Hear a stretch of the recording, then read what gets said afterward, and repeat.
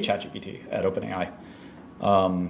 So I had, for full disclosure, I had pretty obvious kind of like, picked a side on this one. But I felt this way before, you know, before as well. I always thought that the EA, being part of the EAC movement to counter this EA nonsense was a big part of my last 2 or 3 years. And I think now that EAC controls the White House, this is a very, very clear, kind of personal shot, I think, at Anthropic by Sachs and Shriram and all the other people in the White House. And it's just shots fired, and the Anthropic and their messianic complex CEO sort of felt like they were above the government of the country they're based in.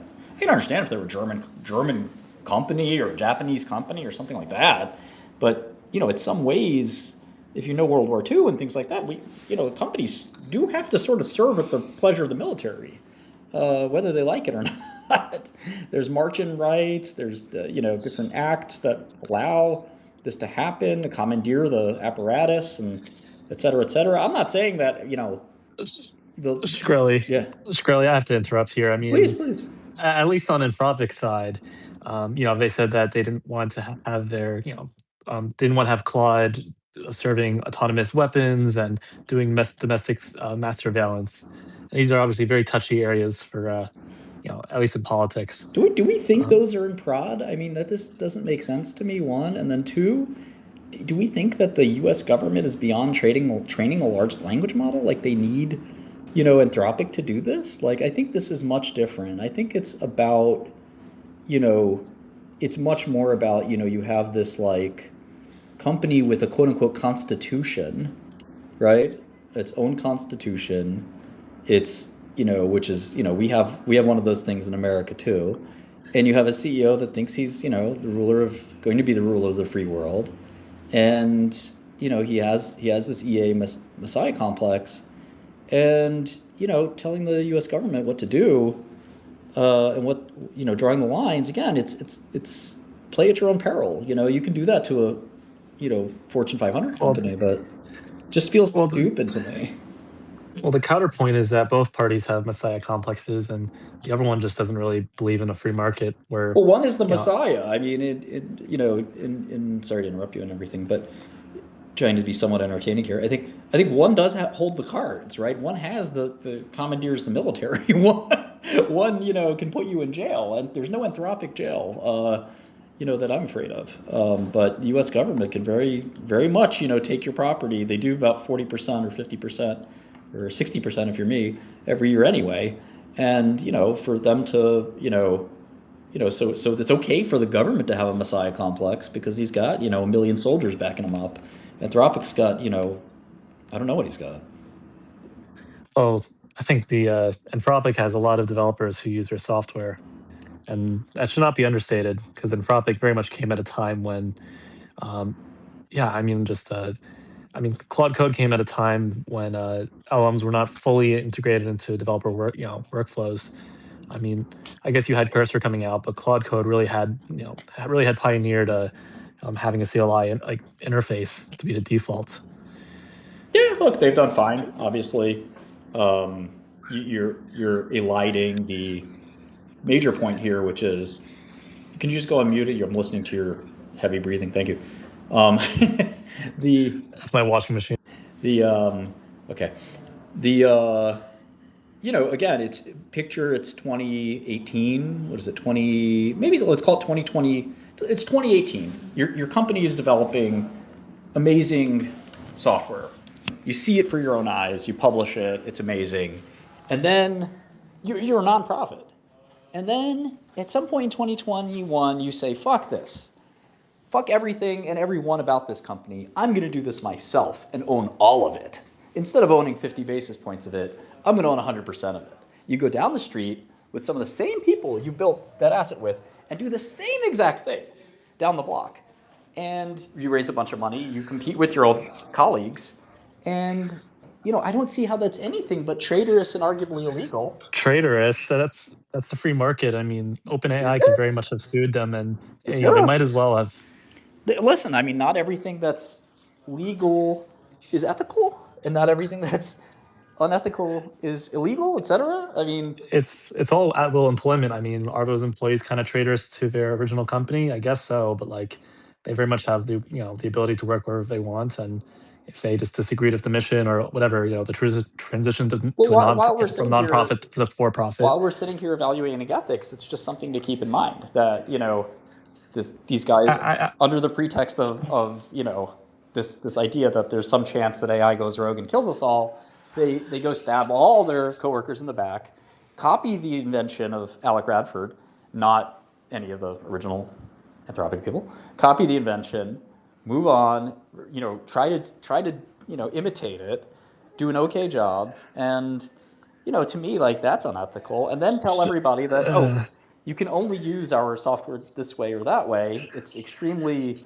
they toned some of this stuff down. EA and Anthropic, there was a time when they were talking about actually having Claude call the police on you if you asked it a too weird question. Now, again, yes. they've toned that down dramatically, which is good. But this is still a weird company that does weird shit. And It's equivalent to an Apple. I mean, they want to have a monopoly over their space. They have a really great product. They have some anti-competitive practices and a very complex history where they kind of took technology from other companies when they first started out. But then this is every big tech company in the Silicon Valley. There's nothing different about Anthropic. And if anything, it's Anthropic has developed. They actually have trained their models, and even if they stole technology, just like every company does, they did train their own models, right? Claude, Opus, they're all Sonnet and Opus are incredible models. Just it really, I mean, it's not like they just like took everything from OpenAI and they kind of just put the effective altruism label on. I mean, there is something I to don't this know. company, Martin. I don't know. The trade secrets that, Trade secrets. yeah. Yeah. Where'd you learn to train models? You came up with that on your own? No, you did that at OpenAI. They should have sued them. Now, again, it's their fault for not doing it. They probably did. I don't know. I don't think so. I think Sam made a hubristic mistake of just assuming these guys wouldn't amount to anything. Dario doesn't particularly seem like a great leader. He proved himself to be a pretty good one. So I don't know. I just don't. I don't like the company. I wear that on my sleeve. Obviously you take it for what it's worth. But I'm trying to be objective for a second. I will say that it is a stupid move to go poke a bear at poke the government in the eye. I feel like that's it. Why do you think Anthropic poked first? Again, It could have been the U.S. government. my opinion. This is less objective. Now, my opinion is it's because of this cult. I mean, people that work in Anthropic have said that it's like a cult. This cult-like, company, which with its sort of like, again, head up its own ass, kind of, overly indulgent, personality, deciding that, with their hand wringing, again, it's the same hand wringing about, that Oppenheimer had 60 or 70 years ago, that, oh boy, our technology is so dangerous, oh, we can't let it get used this way. And meanwhile, do you really think anybody needs Anthropic for this stuff? It's so Uh, silly.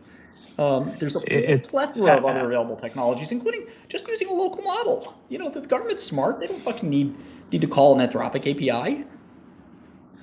Honestly, when it comes to the business model, Apple is equivalent to Anthropic. Apple just is in the hardware space. Anthropic is in the software space. That's largely the difference. Yeah, they're both hub and spoke models. They both have a cult-like workforce and just cultural following by Well, Apple developers. Apple is There's no difference. It's completely different. Apple would Apple's not not in the in a news million today. years. Apple would not in a million Apple's not in the years news, try but to dictate any of this to the government. Not in a million years. Apple's cult stuff is about Apple's former cult stuff is about like design perfectionism. They do not Well, have they had to be what. fair. To be fair, they did that with the San Bernardino shooting. They did Yeah, refuse yeah. to unlock that phone. So I get the analogy, but I also think that what's a little bit different is Anthropic's, the biggest company in the world. I'm sorry, Apple's the biggest company in the world at the time. People thought it was unusual, by the way, when that happened. It was not, many people thought it was unusual, and it was a little distasteful that they wouldn't help a terrorist attack investigation. And again, the U.S. government, found a way to do it another way.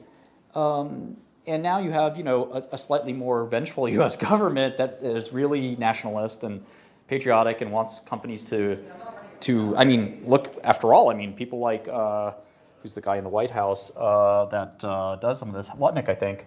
He'll take stakes in U.S. companies. He'll invest in U.S. companies. He wants to do more of that, and that's a really tight, almost Chinese-like, adoption of like a, side-by-side investing into the like, again, most semiconductor companies in China are state-owned.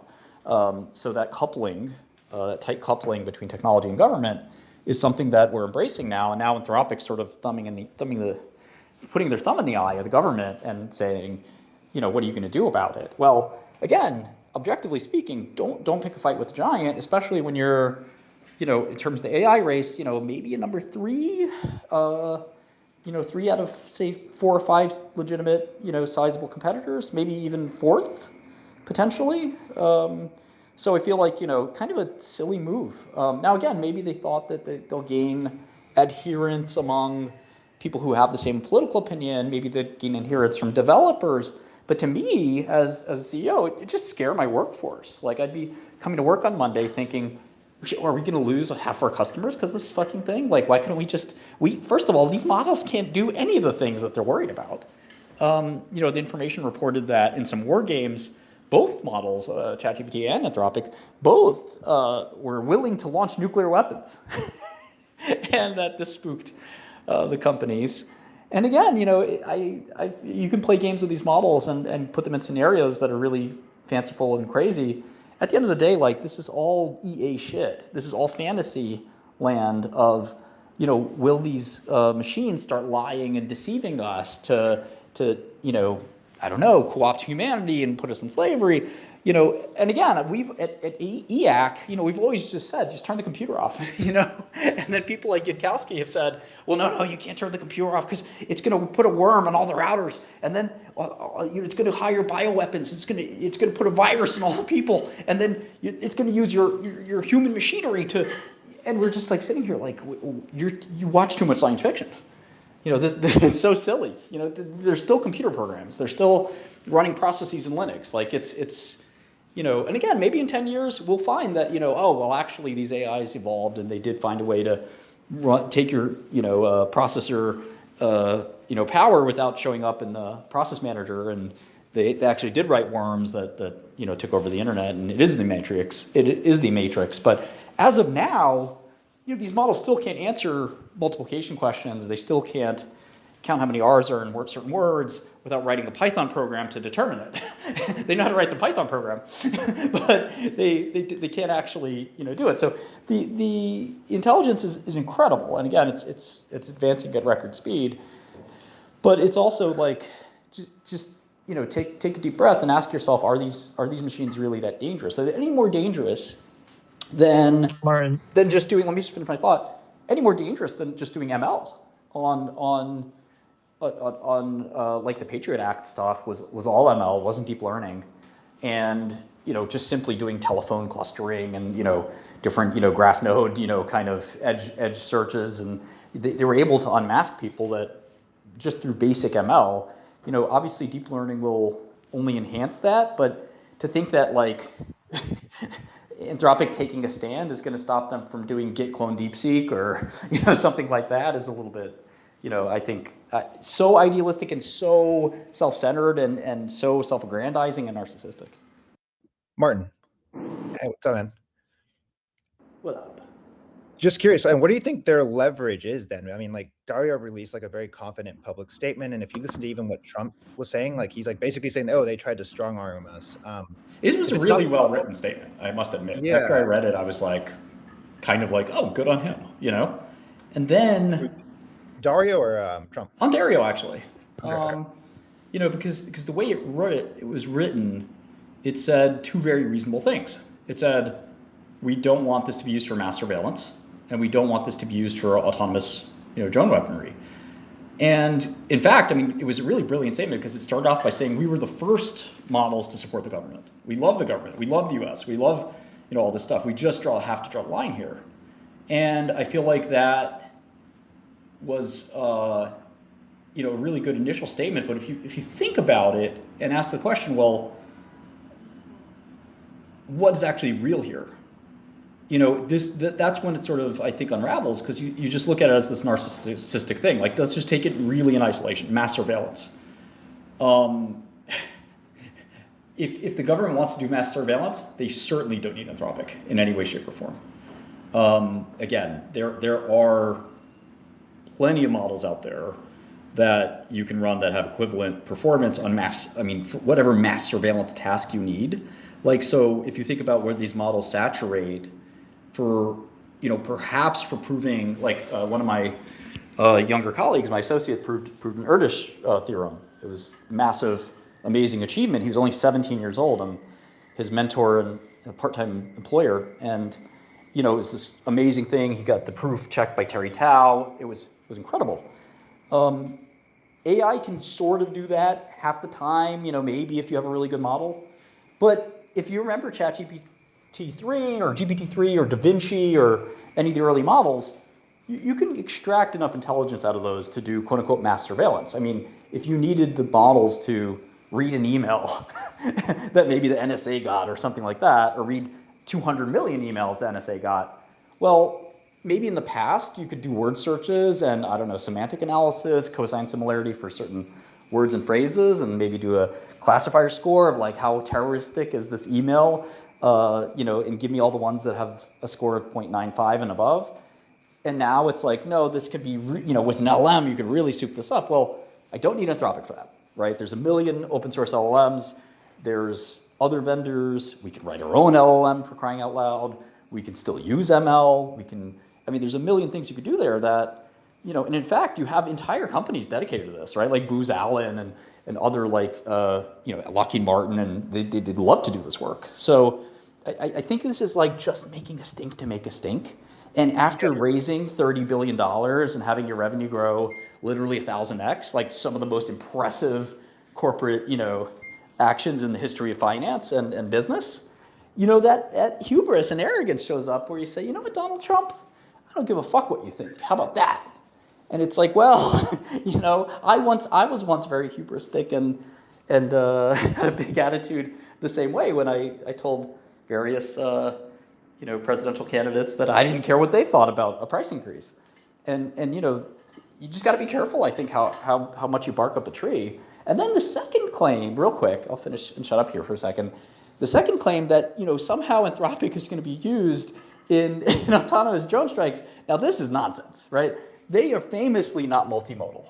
They are famously don't have APIs for image search and stuff like that. Like, this is not a company where you would use that. There are also plenty of defense AI companies that are more well suited to that task. So to me, that's where I start to smell performance art and say, oh, this is just a CEO that wants to randomly pick a fight with somebody. His head is in the clouds. He's probably worth $50 billion. He's just raised $30 billion in the massively oversubscribed deal. I had people begging me from overseas, begging me to invest hundreds of millions of dollars. Martin, if you can get us a deal, we'll give you a 4% carry, and things like that. And I just basically, I think it's hubris, and he sort of has a big head right now, and his bubble's about to be popped a little bit.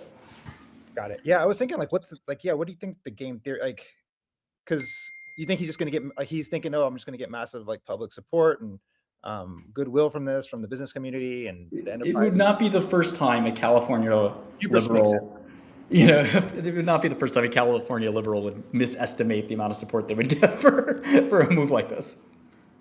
Yeah. Right. I mean, is it a switching cost for them, to move to something like OpenAI? Is that something maybe that he's taken into account? It would take them years, for instance. Sam is already it will take zero time. Yeah, Sam's already on the phone arranging that deal. According to I just retweeted something. It sounds like they even have a deal in principle already. And again, imagine the fumble. I mean, government can be such a good customer, and you're sitting there standing on ceremony saying, well, I don't want my model to be used in this situation. Motherfucker, when you have a startup, you just want your model to be used anywhere, anyhow. I don't care how they use it. Obviously, there are always ethical concerns. Like if somebody used a model to, do a telemarketing scam, you wouldn't want that. If somebody used the model to design a bioterror weapon, you wouldn't want that. But ultimately, when your customer is the law enforcement, your customer is literally the people that decide what's legal and what's illegal, and the people that decide what's criminal and not criminal. And Trump had this wild response where he said that he would bring he even wrote criminal investigation into this matter, which is, so absurd and insane and amazing, and almost like, the response is sort of so unhinged that it's sort of just a reminder of like, who the fuck do you think you're talking to? You're talking to the Pentagon, you come to the DOD, and you're telling us what to do? Are you out of your fucking mind? I think that's something that, it was sort of the response was just a reminder of who they were. And again, when I had this tit for tat, and it's an interesting analogy now that I think about it, would say Hillary Clinton, she had the same response. She said, who's this guy? I'm about to become the president of the fucking United States, and this kid is mouthing off at me, calling me an idiot and a bitch and this and that. And I said, well, you can't do anything to me because I'm just a businessman and I can choose the price of my product. And she said, you're so naive. We'll see about that. And I think that sort of, image of the business person saying, my customers love me, my employees love me, my investors love me, all of which is true in my case as well. And then the government saying, well, you still have to kiss this ring. And if you don't kiss this ring, you're going to have big fucking problems. And I think that's what we see playing out here on a much bigger scale, of course.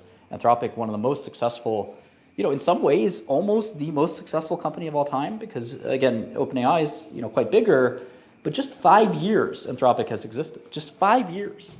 And is already almost at OpenAI's revenue, even some people thinking that they'll eclipse it at some point. I don't think that, for what it's worth, and certainly this move is not going to help. I can't see Anthropic revenue do anything but be less than, this move is revenue negative. I think there's no doubt about that. Now, will Anthropic be okay? Probably yes. Will they still grow very rapidly? Probably yes. But again, sort of an unforced error in a lot of ways. And again, Anthropic's real strength, to Zerk's point earlier, is that they're very, very good at coding models. They're very good at, I should just say, their models are very good at coding, we'll put it that way. But they're not very good at consumer.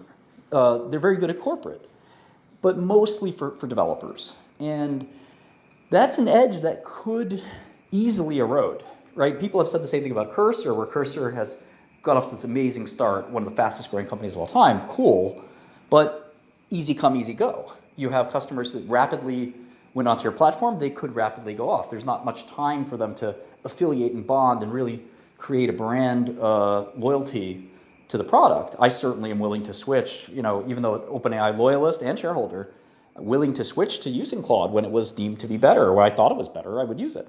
In fact, there are some things that OpenAI won't do with some of my requests on cryptographic math that Anthropic will do, which I use now extensively when I ask about cryptographic math because OpenAI stops me. So certainly willing to switch models, but again, like Cursor, people are now predicting the death of Cursor for whatever reason.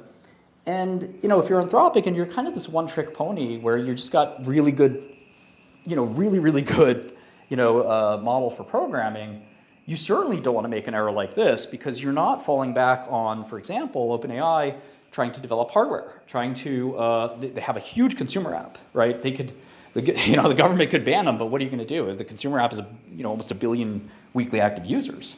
That's not the case with Anthropic, which has an anemic amount of traffic.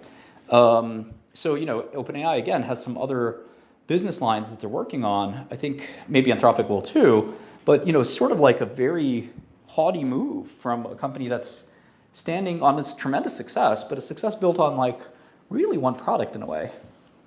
How do we have any idea on how much revenue comes from the government, or like even potential revenue or potential part of the market that's coming from the government? Yeah, it's pretty small from what I hear. But I think that, the next move Trump seems to have made, and again, the reporting on this is very unclear, but Trump can say anyone in this food chain, in this ecosystem that uses, that sells to the US government and uses Anthropic, we can no longer do business with you because the Anthropic infection has infected you as one of our vendors, and as a customer, we don't want you anymore. So if you're Dell and you sell a lot of computers, you do a lot of services, Dell kind of helps run the NSA, for example, and Dell's sitting there using Anthropic that is more or less now hostile to the US government. all the U.S. government has to do is, yeah, Dell, you got to kick out Anthropic, and Yeah. and that's pretty dangerous if you're Anthropic. I mean, that's the end of your business. Yeah, I honestly don't know what they were thinking. Like the reason Claude is used in these environments is because AWS GovCloud provides the government, different versions of Claude with security controls that it needs, right? So like if you're by a computer, just use the computer, look up CMMC, NIST, DFARS, FedRAMP, and just actually enter this into ChatGPT and have a conversation with ChatGPT about how difficult it is to get a compliant government cloud environment set up.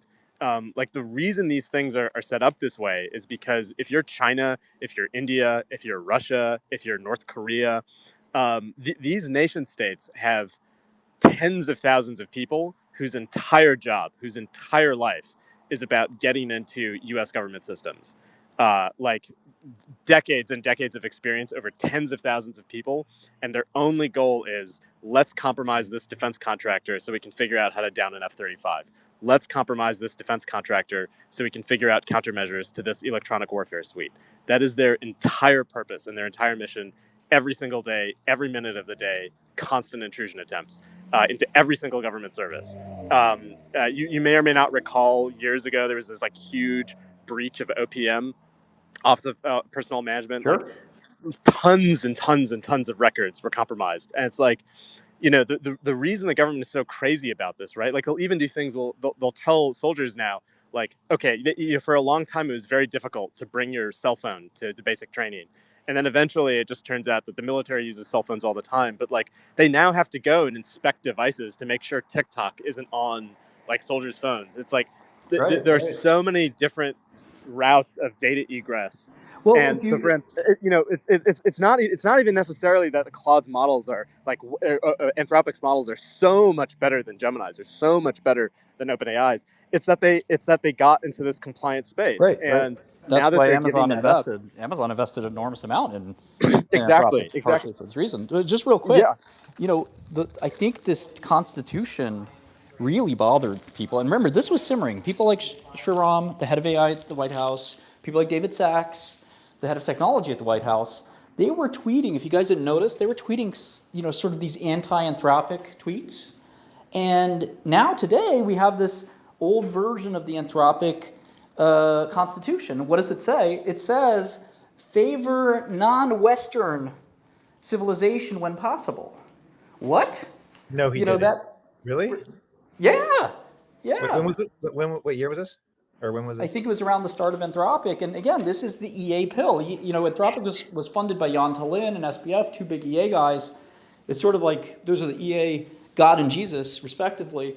And this idea of like doing maximal good, again, well-meaning, but when you actually sit down and listen to it, it's crazy talk. Give plenty of examples of why EA is nuts, but the point is like this Constitution said favor non-Western society and civilization when possible, and it's like, oh, you're an American company, you're raising money from American investors, you're buying American GPUs, you're getting American energy, and you want America as a customer.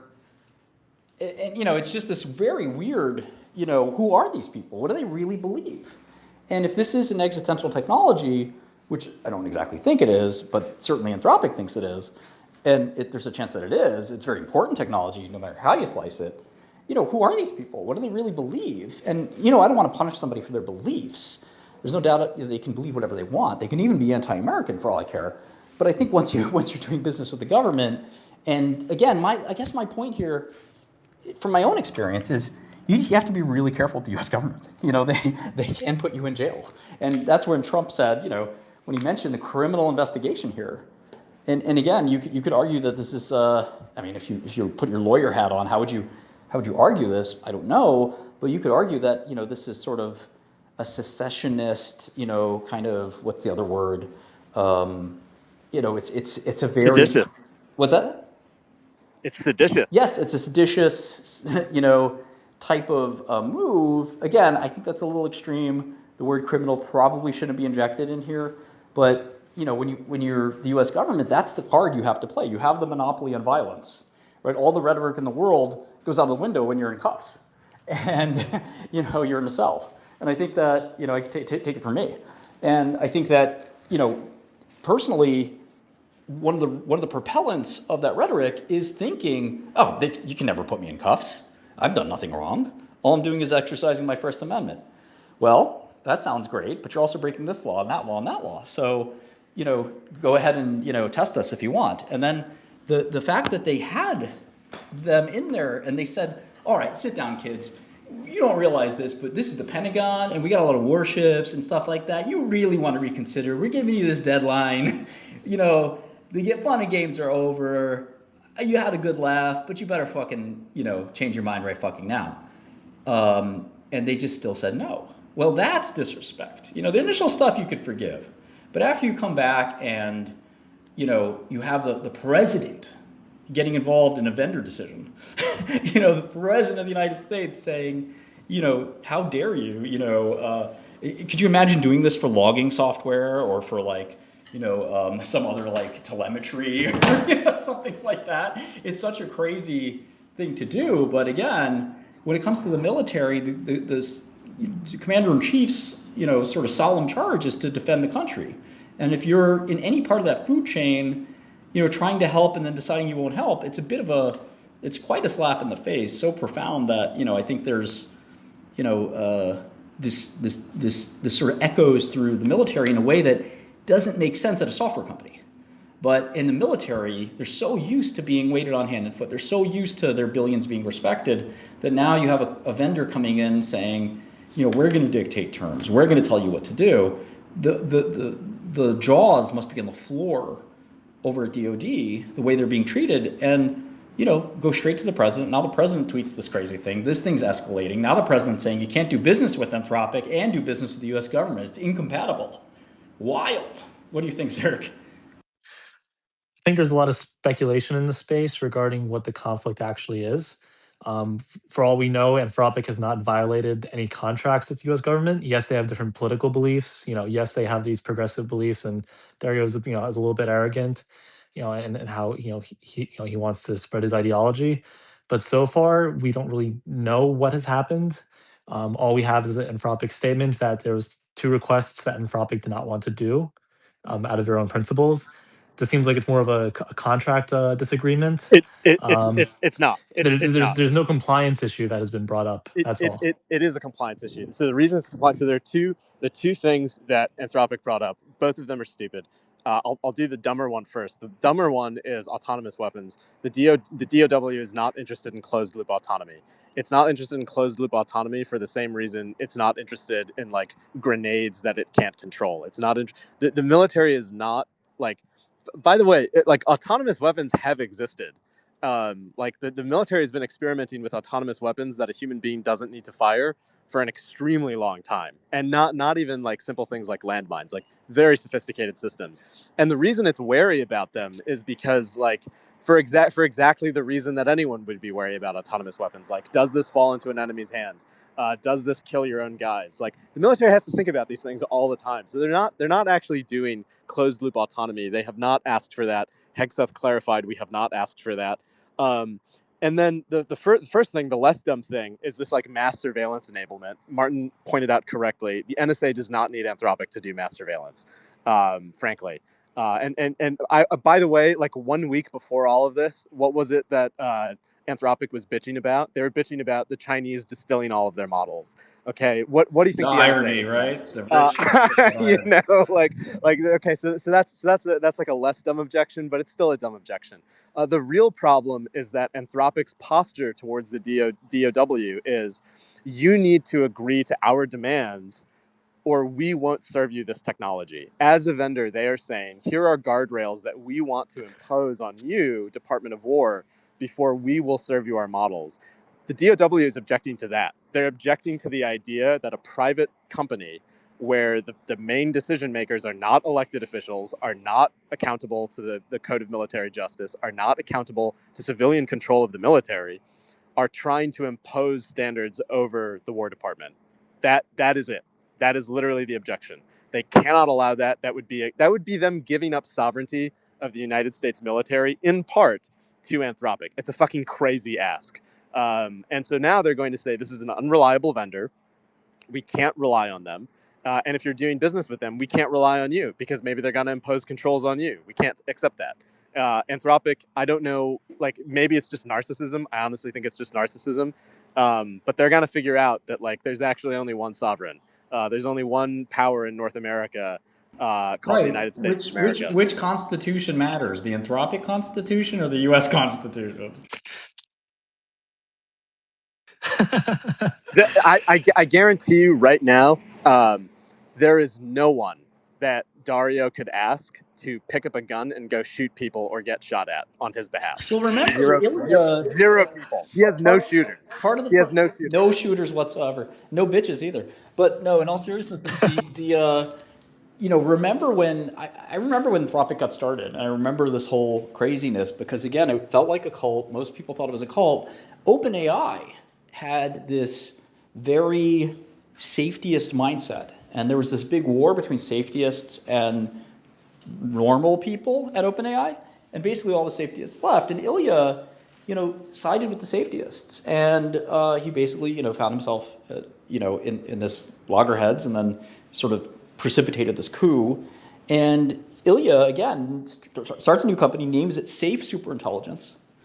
This idea that safety is paramount, and OpenAI basically all but abandons safety, other than what you would call soft safety. Things like making sure the model doesn't tell you to kill yourself or something like that, but not so much the fear that these models can be steered to end the world or something absurd like that, and that mostly these are just compliance functions, and these are quality of life, customer service type optimizations. They're not so much life or death safety. Again, safety sounds like it's this really dangerous world-ending thing. In reality, it's much more about will the customer like it? And in fact, OpenAI goes so far as to even now enable adult mode, where if you're 18 or older, that you can soften up that even more. And I think Grok obviously is in this camp as well. But still, there's things the models won't do. But nevertheless, I think Sam, for example, was famously very scared when a React 0 day basically dropped via ChatGPT. And that was quite alarming to him. And he sort of basically made cybersecurity research impossible on ChatGPT, which is frustrating for me, but very practical as a business person. So Sam got so shaken up, I think, by this, and I think he was already getting disillusioned by it by the time that the coup started. Right before I was supposed to have dinner with Sam, and there was he had this comment that he really liked the EAC movement, and by liking EAC, you definitively dislike EA, and EA was still sort of a significant part of OpenAI. Most of it had shifted over to Anthropic by then, but there was still this residual group left, and especially on the board of directors, and especially within Ilya and some other people. And so basically that ended with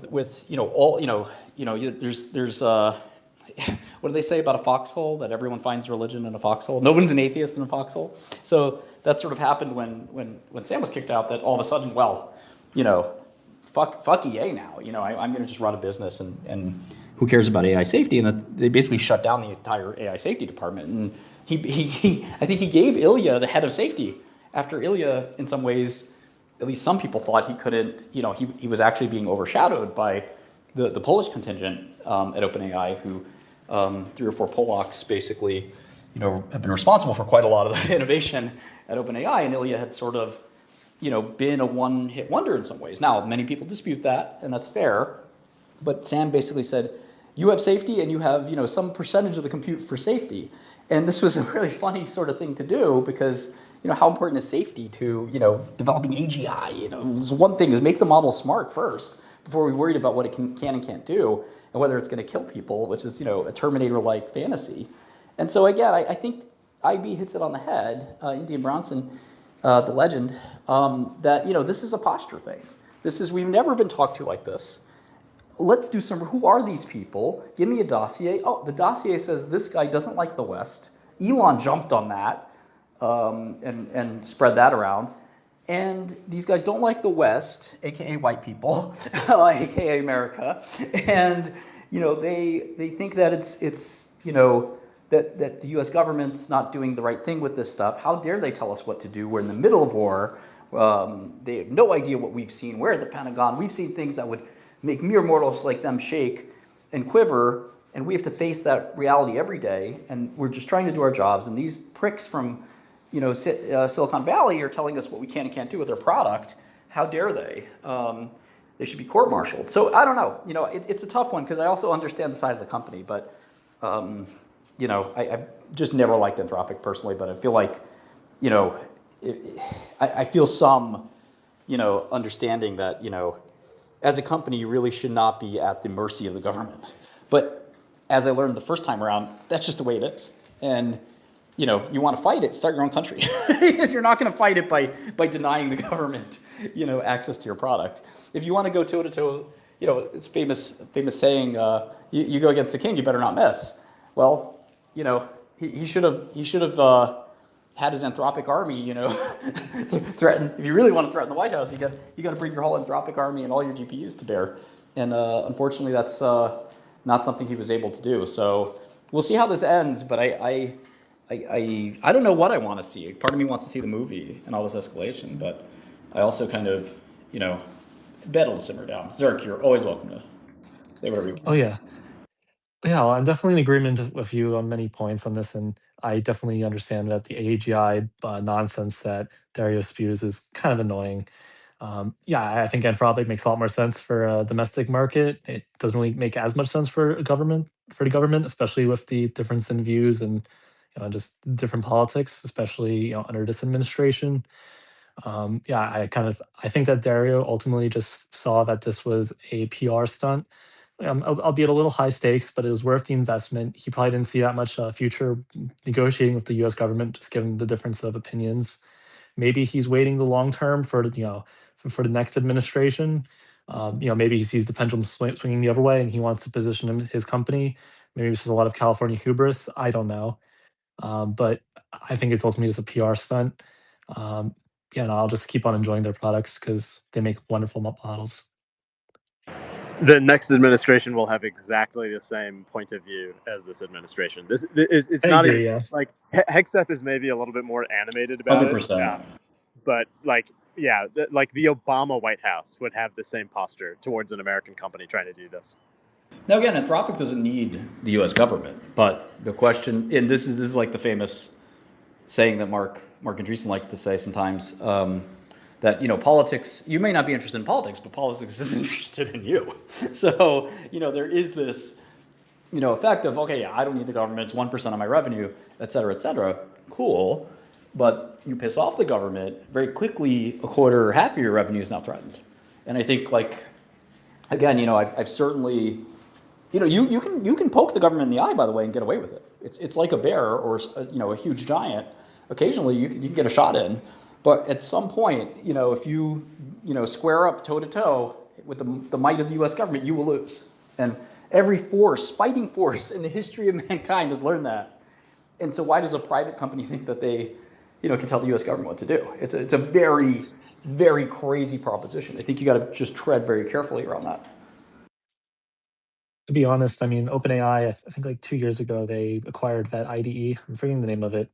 Uh, I'm forgetting the name of the IDE, but they bought it for like 1% of OpenAI's revenue at the time.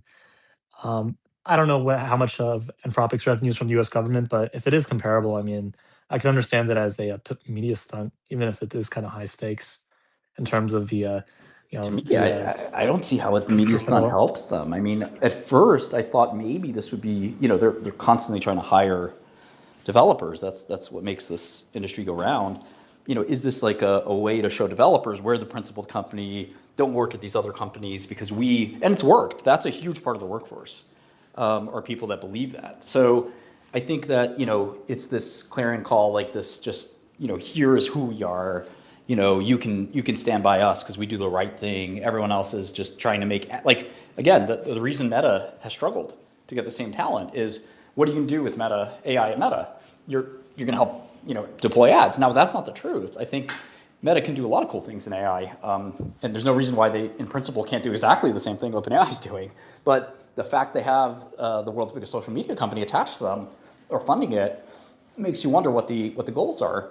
Bell Labs did amazing work that had nothing to do with AT&T. So, but I think that if you're an AI researcher, you might say, well, I can go putatively help make ads better at Google or Meta. I can go to OpenAI, which is okay, but then I can go to this company that is a PBC, Public Benefit Corp. It's doing the right thing. It's goody two shoes, and that makes me tingle, and I'm going to go there. And I think that for the rationalist SF community, that's a thing. And in fact, it's become less of a thing, I think, over the years.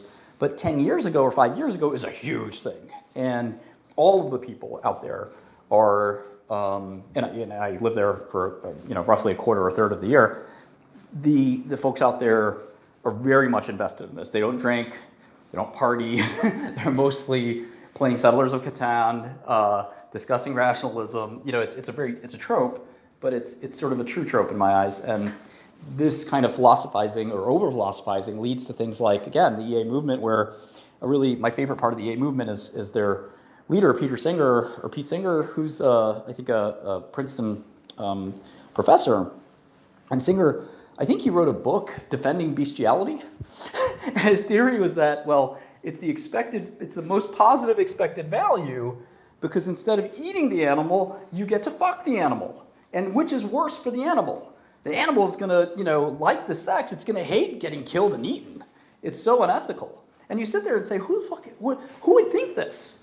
Now, on paper, it actually kind of logically makes sense, but no human would like think about uttering this, because it's so crazy that this is what rationalists do. They sort of sit and overthink.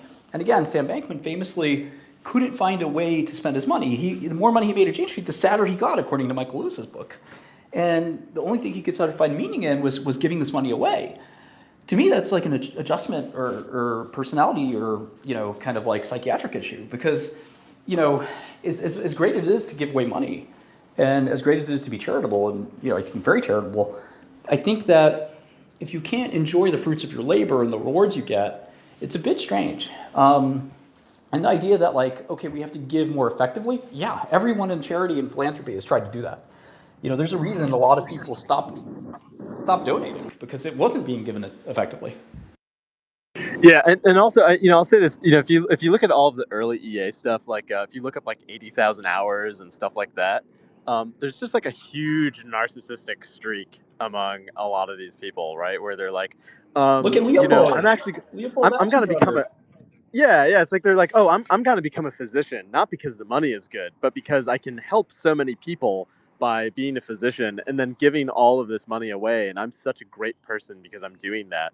Like, it's true. Like if you become a physician and you're healing people, or at least helping them not get sick, and you are donating most of your salary, like, yeah, it's true. You're doing a lot of good, but their objective in this is actually like a very private status hierarchy that comes with a lot of remuneration, right? It's like they get first pickings in the polycule, so they're not really as selfless as they're making themselves out to be. They're incredibly selfish, incredibly narcissistic. It's just that the status game that they're playing is extremely narrow and like kind of obscure to the rest of the world. Exactly. It's sort of this weird attempt to get laid, like most things in human, all human activity. It's just basically this weird virtue signaling that, it was just a new code to decode in a social setting. And in other social settings, it's different stuff. But in that social setting, it's who's the most pure. Yeah, and the anti-Western stuff is like kind of part of it. When you look at I was born and raised in the United States. I consider myself an American, blah blah blah blah blah, all of this. But I'm a brown skinned guy who's ethnically Indian. When I hear a lot of white leftists, getting very weepy about white privilege and like how terrible white people are and colonization, all of these things, if you change the pitch just a little bit, they sound like Richard Spencer. And they're like, oh, it's so terrible how we are the indispensable people of all of history. We ruled the world. It's so awful. And it's like, they're like 2 steps away from being like, we are the children of the sun. We are the drivers of history, right? Like it's this kind of extreme narcissism to say that the entire world rests and lives and dies on your whims, and like concealing it with this kind of weepiness about it is actually it's a psychological self-protection mechanism. You see the children of rich families, like the unremarkable children of rich families, do this a lot, right? This is where you get like, the Getty kids, who are like super interested in giving away their family's money. It's because they know they're not as smart. They don't have the same killer instincts. They're just inheritors of something. And because they can't reproduce it, the easiest psychological pose to like exculpate themselves from that inability to repair to that standard is to say, oh, it was so terrible, it was so awful. Yeah, look at, and the reason I'm not perpetuating it is because I think it was bad. yeah, look at Soros. I mean, I think that's exactly right. And the attempt to let me help, like, tacitly right the wrong of my fathers, and which is really, really bizarre. But last thing I'd say is, yeah, I mean, this is a company that, like I said, absconded with the idea because they felt that this technology was so powerful that it had to be in their hands and be controlled by them because they knew exactly how to do it. And remember, if Kamala won, we'd have regulation on AI. This would be something that you and I would have different models from everyone else, and it would tell you what to think, and it would tell you the right answers to things. So I think that the EAC contingent and the having Sachs in the White House, having Shkreli in the White House, and obviously everyone else, this is a real blessing, because now again, maybe this is the quote unquote downside to it, is that they have this heavy-handed sort of approach to things, but this is, I think, a better scenario than, remember those EA bills being floated of, if you have more weights than 10 to the 9th, you're going to be regulated. You can't have more GPU power than XYZ. It was insane. And they wanted to make math illegal. And that joined people like Gary Tan, pretty liberal, person, and some very right-wing people together and say, hold on, math's not illegal. Let us run our computers the way we see fit, not the way, I have to like submit my job to a government regulator before I get a prompt done. I mean, it's nuts. But yeah, Zark, anytime you want. Oh, yeah. I definitely agree with the criticism of EA and the criticism of some of these self-destructive philanthropy actions. But I was going to open up a can of worms just as a counterpoint. I was going to say that the historical copyleft movement, I would say, is actually very similar to some of the progressive movements nowadays when it comes to what's happening in tech. But that's a really big conversation. But I guess the point really that comes out of that is that some of these copyleft type movements, they often make the software that is used by millions of people, and it is a software that very much stands the test of time. So I'm a little bit conflicted, as I'm not really on this side of the political spectrum, but I very much use tech.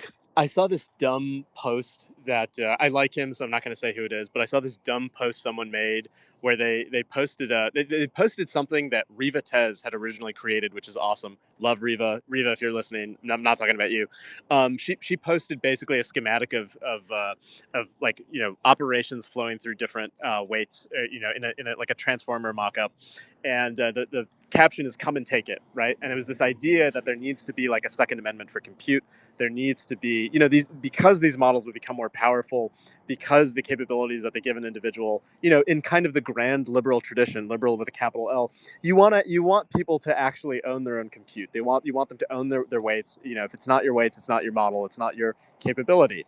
And this person who has been on the side of Anthropic reposts this image with like "Come and take it," and it's like, what are you saying, buddy? Are you saying that we should give Anthropic's military grade weights to every American? Like, I could agree with that. I think that'd be great. But that's of course not what he's saying. He's making this perverse argument about government restraint over a private company, as though the government is saying they're going to take Anthropic's compute away and take the weights away and something like that. They're not saying that at all. They're saying they don't want to do business with an unreliable vendor.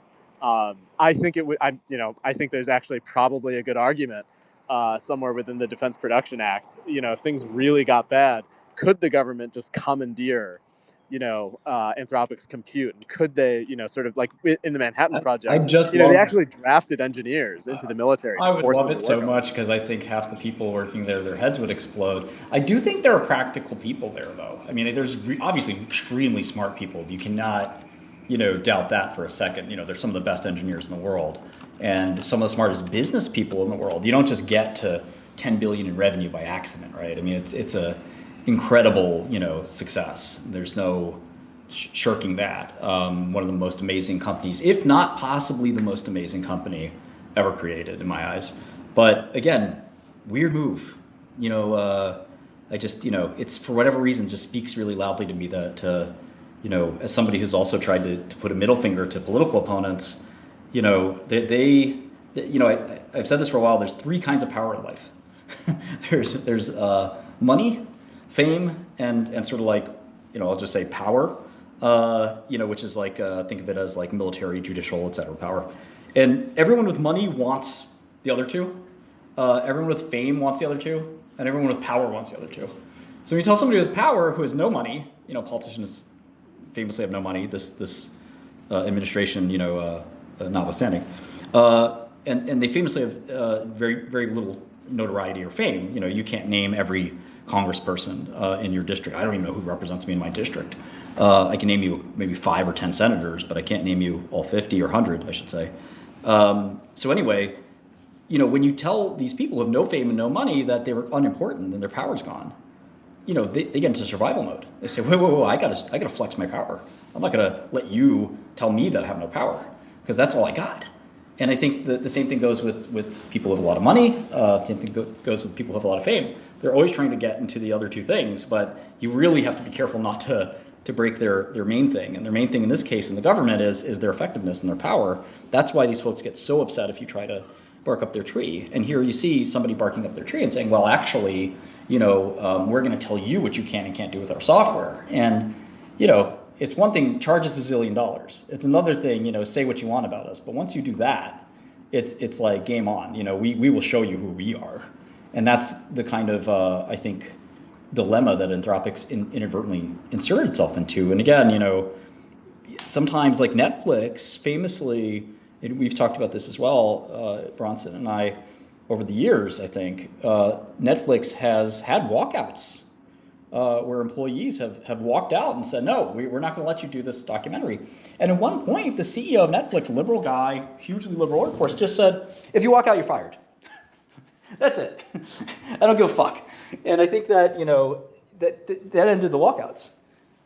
Everyone still wants to work there. There's no more talking about this. And I think that, Anthropic maybe, fearing that, okay, the information or Wall Street Journal is going to write a report about how Anthropic is fueling the government's, missiles. Maybe that was going to come out, right? And they basically preempted that by doing this. And they were so fearful that, that report would come out that, yeah, it's this big war machine is being fueled by Anthropic. Well, that's really antithetical. That's a juxtaposition nobody expects. And seeing that, they might have said, well, before we lose our half our developers who are here because we're the good guys. They're here and not at our rivals because we're the good guys. They're here and not at Meta for that exact reason. Because some of these people, by the way, they cannot be poached. Meta famously paid a guy $3 billion to leave his startup. They paid $1 billion to another guy. I joked, my girl sometimes gets recruited by Citadel, and I sat down with an Excel spreadsheet and I said, I literally don't think they have enough money to pay you. I don't think there is a way Citadel could afford you. And think about how nuts that is. Because ultimately, there is this, the most amount of money ever has been made right here in this space in AI. So if you're an AI researcher in San Francisco, anyone's paying you $100 million, and you can choose where to work. And you have money, so you don't need more money. And these people live so modestly, there's no need for it. So they're going to choose on principle and where their friends are at and where their ideals are at. And Anthropic is a place where it was really unique culture in that respect. And in fact, I think there's a thing that said Anthropic will pay you more if you pledge to donate all of your wealth. They will pay you 50% more or something like that. That recently was making the rounds. And that kind of thing was, very attractive culturally. And if anybody here's run a business, you know just how important culture is. It's the most important thing. Last night I left my office at midnight, and there were 4 guys here still. It's 9:30 on a Friday, and the guys just came by with a sign written on a piece of paper that said dinner ? On a piece of loose leaf. And it was like 4 or 5 people going to get dinner. It's 9:30 in New York. They should be out partying. But when you build a culture that works and you build a culture that where people really like working together and solving problems, you can get that extra performance that's incredible. And Anthropic did that in spades. 10x revenue 3 years in a row. Who can do that? Just 10x revenue 1 year is a lot. Then again and again, it's a miracle what they've done. So I think that arrogance, that success can breed arrogance. When I started making huge amounts of money, it also bred a little arrogance on my side and a lack of humility. Instead of trying to engage with people, I'd bark at them because, my shit doesn't stink. Then you learn that, well, actually, you're just like everyone else. You're not special. And I think Dario's probably learned that over the last week or two. Zerk.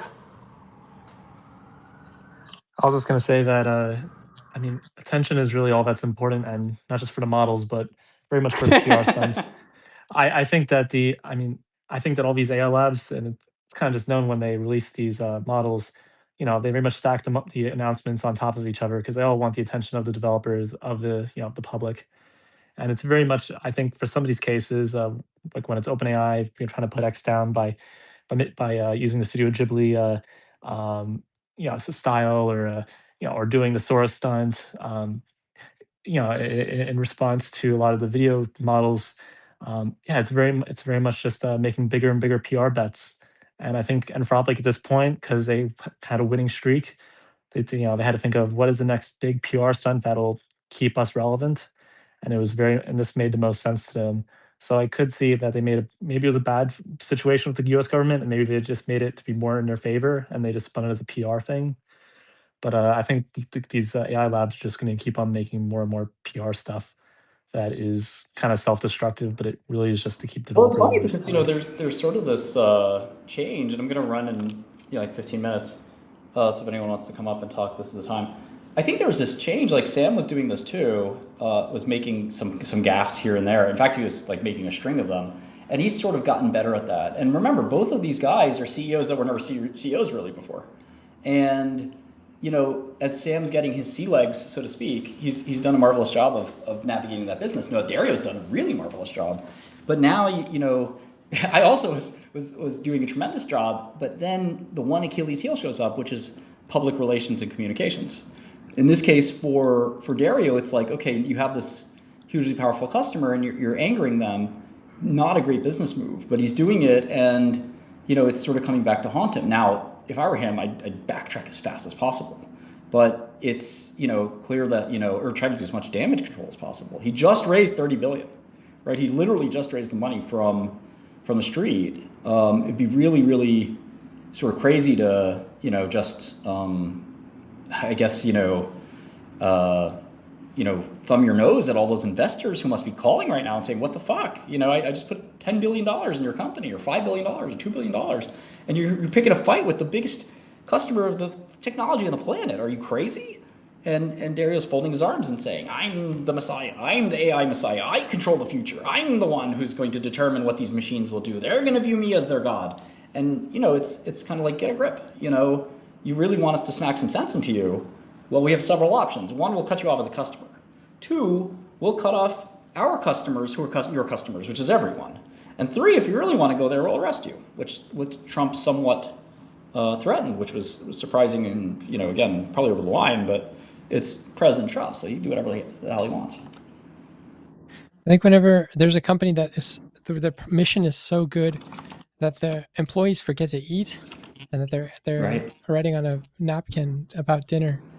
Like, when I am at work and I hear someone call for, can I go to lunch, to the manager, it makes me, I shouldn't cringe, because it's not that kind of Anthropic position or a mission statement that's really that impressive. But if you can find yourself in the context of a company where you're more motivated to do your office work than to eat, there's not a lot of companies that you're going to find employees that dedicated. So certainly Anthropic's got, when you see that in any that's an investment opportunity. Yeah, it's a special. It was a really special company, and it was partially because they were day zero at the most impressive technological advance possibly ever, and then they also had this weird stick up their own ass, which resonated with a huge number of people, that, you know,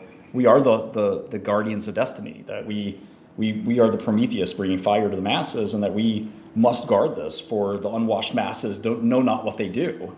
And oh, you US government people, you are also unwashed masses. Let us explain to you why we are the guardians that decide it all. And it's like, all right, snap out of it, you know? And the investors say, oh, you can have your fantasy as long as you keep doing those 10Xers.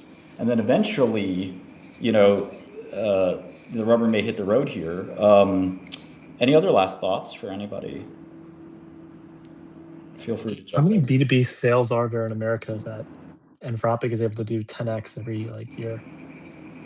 I feel like there's an upper limit of all these like Silicon Valley companies for how many companies they could actually get contracts with. Yeah. Yeah.